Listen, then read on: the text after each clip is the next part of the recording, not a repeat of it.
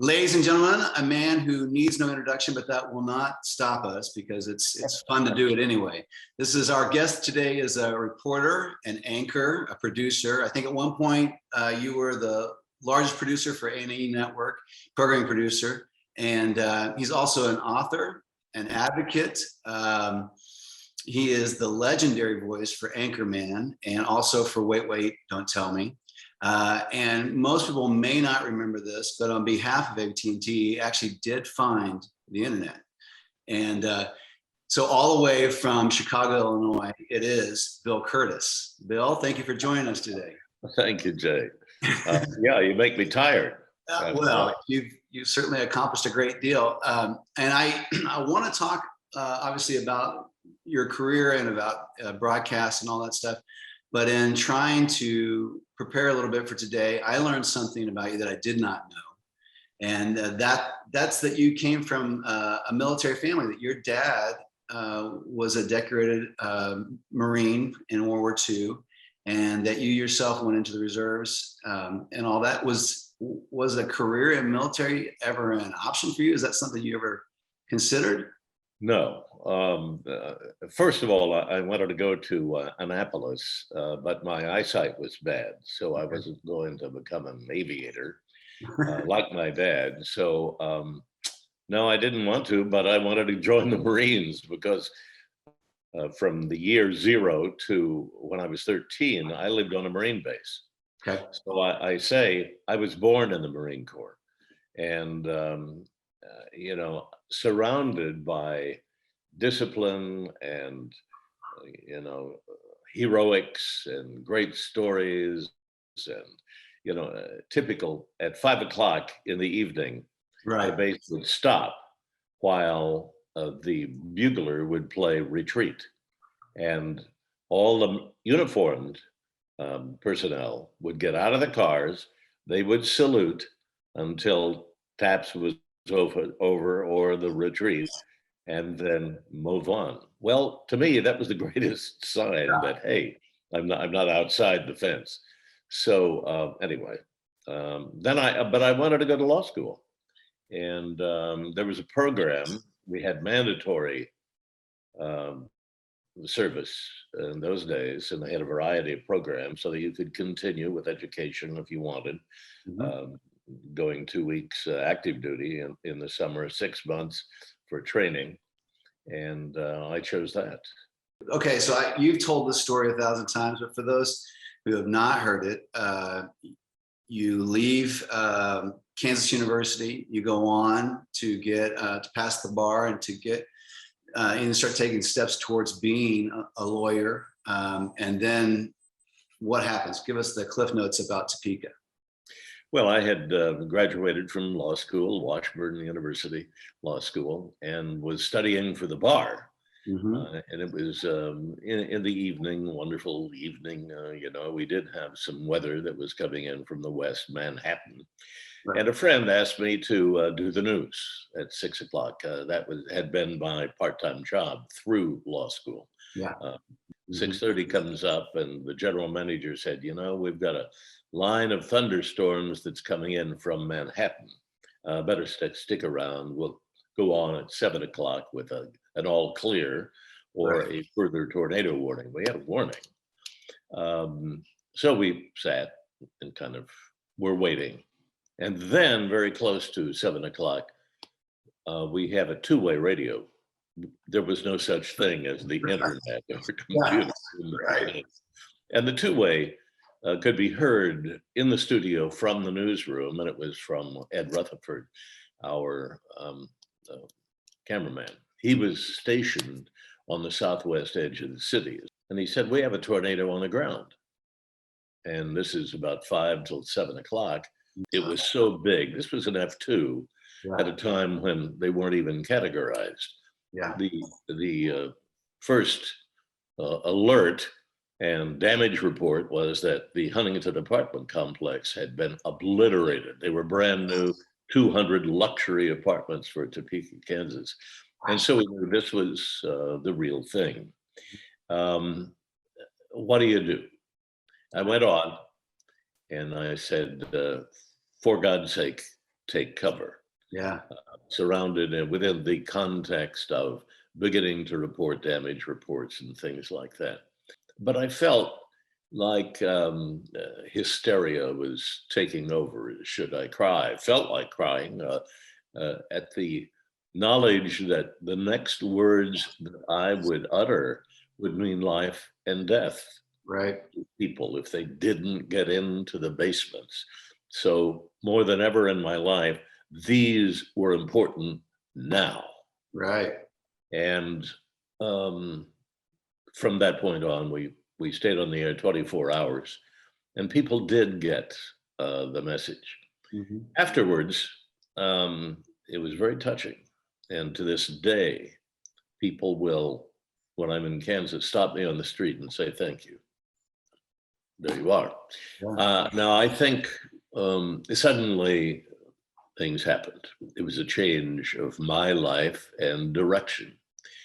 I immediately called or realized that broadcasting can help people. Right. It can save lives. It is a responsible method of communication that deserves to be treated right appropriately. Fortunately, I had worked for that little station in Independence with a great boss who taught me primarily through his own example Mhm. that you don't screw around while you're on the air. This was a device that communicates to people to help them.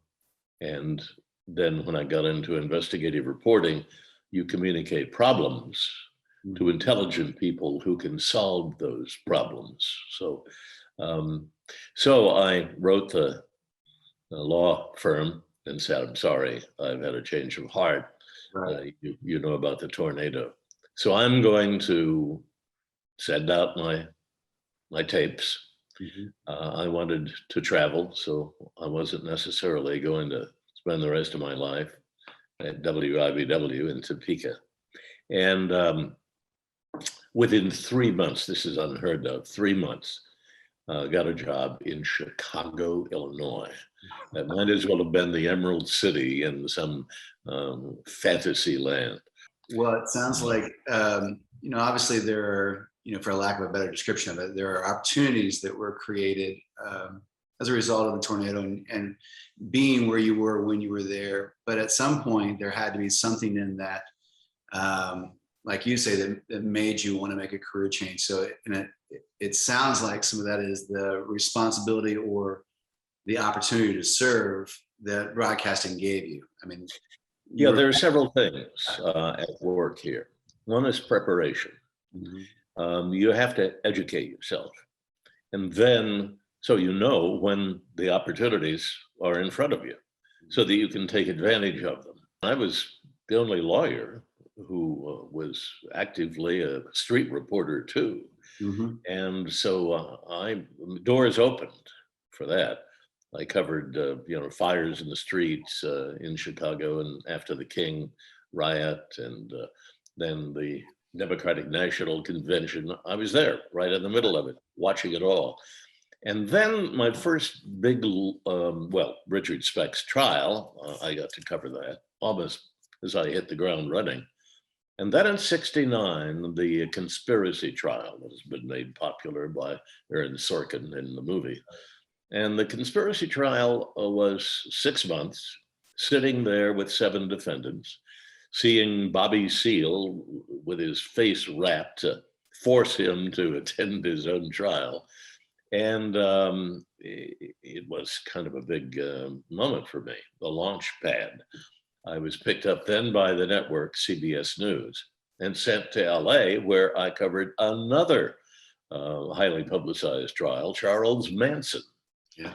And then followed by Angela Davis and the Pentagon Papers with Daniel Ellsberg and a mass murderer, Juan Corona. I mean, it just one after another.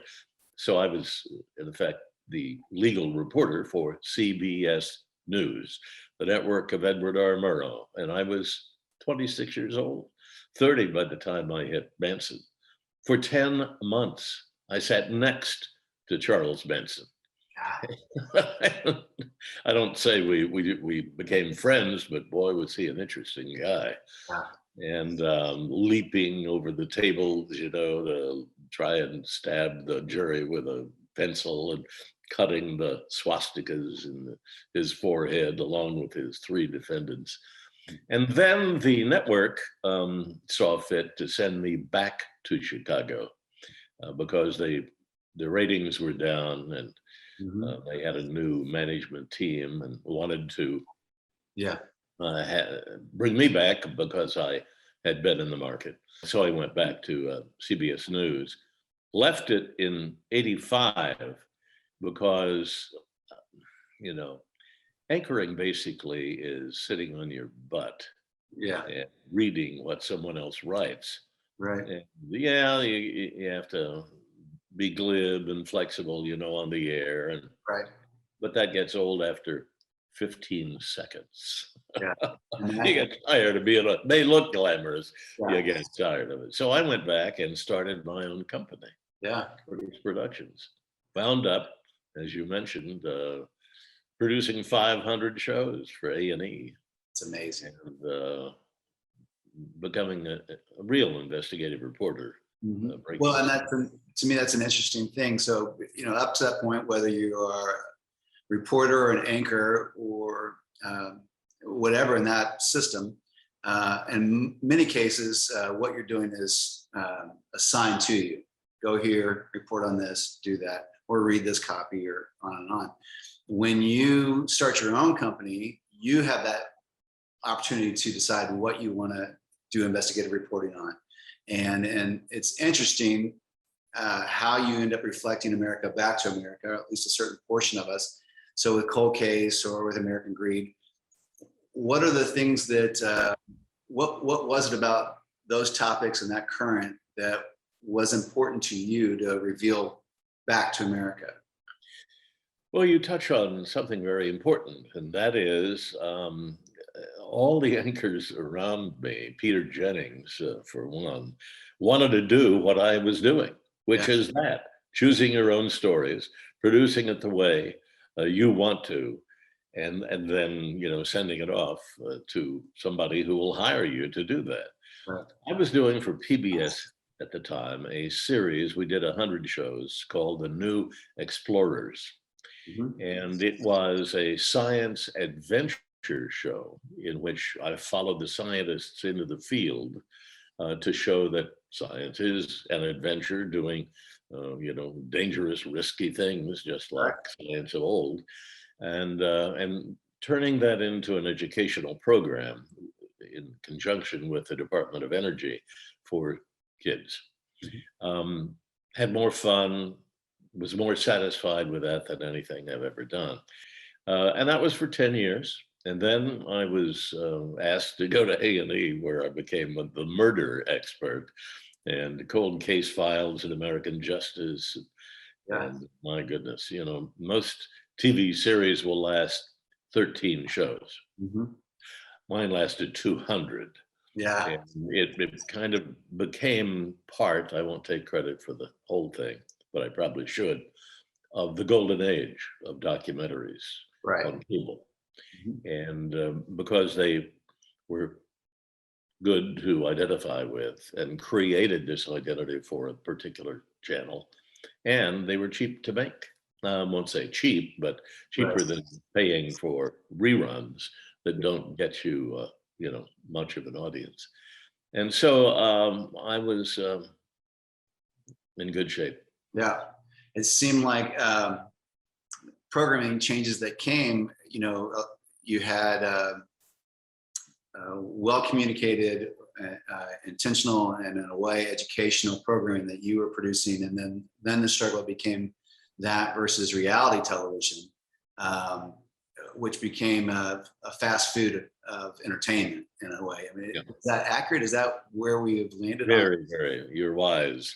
Reality TV pushed me out of the slot Yeah. at A&E. You've been a part of this, broadcast world at a obviously at a very interesting time, and you've seen a great deal of change. And so this term, the quote unquote liberal media that gets thrown around a lot. You were in those newsrooms for CBS, locally and nationally, and all that. As somebody who was on the inside of that, what was that experience like? Has there been pressure to push news or push reporting to a certain direction, or to skew it to a certain statement? Or is that blown out of proportion? I mean, obviously you have thousands of reporters and everybody's got their own direction. But as an industry, is that real? Is that push real, or is that something that gets exploited? That's fake news that you just described. Never once in my 50 years have I met somebody who wanted to become an advocate for a particular cause. Go right back to the journalism schools, and they create journalists who go out and they want to tell the truth. They want to impact the community around us, but they want to do it with facts. We're all fact-based. Now, that said, news as defined, something different, is by nature, it appears to be more liberal than conservative, because it's changing. Life is changing around us, and that's what we look at. We'd be happy to do conservative stories too, and we'd do plenty of them if you really want to measure it out. The Fox entity and phenomenon is monetizing news communication. And it's been very successful. It's now the highest rated cable news outlet, and it continues to be even without, the anchors that have been fired. If you can make, some of the anchors make $40 million. If you can make $40 million by going on the air and just reporting conservative stories and these ridiculous conspiracy theories, and promoting a lie like, our last election was stolen, then, the temptation is pretty great. But you are ignoring what the purpose is. And that's, for me, what goes back to the very first day of my first job at KIND. I had the proper grounding, as well as the journalism schools. I think the young reporters today are better educated, better prepared, and will be great investigative reporters. Now, if along comes the liberals and the Democrats, who can't seem to prevent shooting themselves in the foot or the head and just screwing up the opportunity that they have reported. And it's coming through. It's coming through. But what do you do? Here it is. What social media does, it elevates ignorance to the equivalent of a Nobel Prize opinion. Right. So we want two views, two opinions, instead of reporting enough of the others, of both sides, creating enough of a context so that real truth can come through. Not my truth, not your truth, but real truth from the facts. That's the challenge. I think you are correct in saying that, I do think those facts are out there, whether you're checking multiple sources or whether you're looking at the internet or whatever. The truth is there. I think the reality is we don't really want truth. We just want supporting evidence for what we already believe and what we are already holding to. And that's the damaging place. And I don't know how we make a comeback from that, to be honest. I don't either.